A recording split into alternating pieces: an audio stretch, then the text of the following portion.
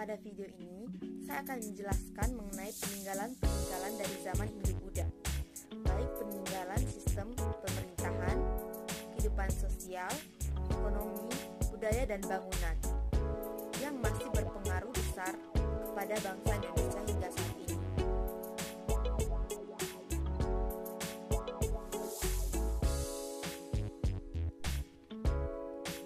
Yang pertama adalah warisan sistem pemerintahan.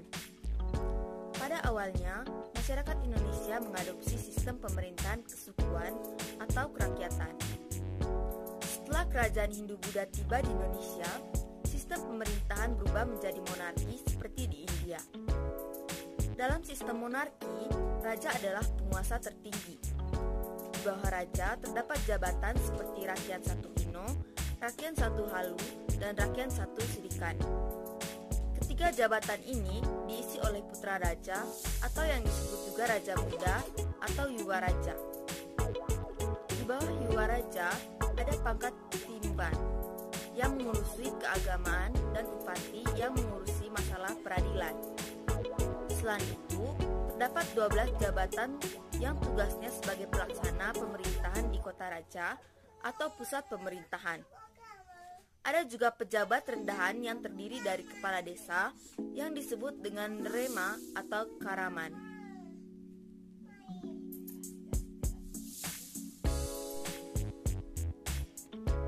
Yang kedua adalah warisan kehidupan sosial.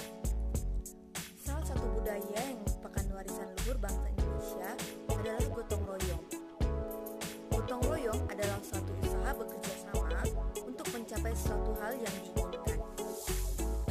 Dalam prasasti Manjung Sikra yang ditemukan di Komplek Candi Sewu menjelaskan bahwa Candi Sewu merupakan persembahan mulia raja yang pembangunannya dilakukan secara bergotong royong.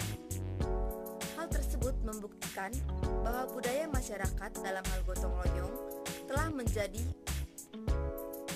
kebiasaan sejak masa kejayaan kerajaan Hindu-Buddha. Pembangunan candi yang melibatkan banyak orang juga merupakan bentuk konkret pelaksanaan gotong royong. Semangat ini sangat relevan dengan indikator dalam pencapaian moderasi beragama. Gotong royong masih sejajar dengan nilai-nilai keagamaan dan wawasan kebangsaan hingga saat ini. Yang ketiga adalah warisan dari sistem ekonomi. Pada zaman Hindu-Buddha, masyarakat kebanyakan berprofesi sebagai pedagang, nelayan, dan petani. Pada saat itu, Nusantara juga dikenal dengan kerajaan-kerajaan maritimnya. Kerajaan maritim adalah kerajaan yang ekonominya bergantung pada kegiatan pelayaran dan perdagangan melalui laut. Beberapa kerajaan yang terkenal dengan maritimnya adalah Kerajaan Kutai, Kerajaan Tarumanegara, dan Kerajaan Sriwijaya. Sampai sekarang, masih banyak masyarakat Indonesia yang bermata pencarian petani, pedagang, dan nelayan. Negara Indonesia sampai sekarang juga masih dikenal sebagai negara maritim. Yang berikutnya adalah warisan budaya dari kerajaan Hindu-Buddha. Beberapa upacara yang masih ada hingga saat ini adalah tradisi ngaben dan pegelaran wayang. Ngaben adalah upacara pembakaran jenazah umat Hindu di Bali. Upacara ngaben merupakan suatu ritual yang dilaksanakan untuk mengembalikan roh leluhur ke tempat asalnya. Kemudian, abunya dibuang ke laut. Warisan lain yang mempengaruhi kehidupan bangsa Indonesia pada saat ini adalah candi, prasasti, dan arca. Peninggalan tersebut hingga saat ini menjadi salah satu objek wisata terkenal di Indonesia. Selain adat istiadat dan bangunan, Hindu-Buddha juga membawa perkembangan dalam bidang seni rupa, seni pahat, dan seni ukir. Hal ini dapat dilihat dari relief atau seni ukir yang dipahatkan pada bagian dinding candi.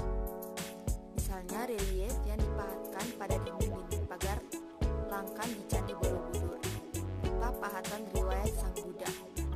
Selain di candi, banyak dari ukiran tersebut adat di Indonesia. Yang terakhir adalah warisan bangunan dari zaman Hindu Buddha. Salah satu arsitektur pada zaman Hindu Buddha adalah punden berundang. Arsitektur tersebut berpadu dengan budaya India yang mengilhami pembuatan bangunan candi. Contohnya adalah Candi Borobudur. Candi Borobudur adalah candi agama Buddha Mahayana. Candi dianggap sebagai tempat pemujaan dewa-dewa dan tempat pertemuan rakyat dengan nenek moyangnya. Candi dengan patung induknya yang berupa arca merupakan perwujudan raja yang telah meninggal. Candi Borobudur saat ini juga menjadi salah satu tempat wisata yang paling banyak dikunjungi oleh wisatawan dari dalam atau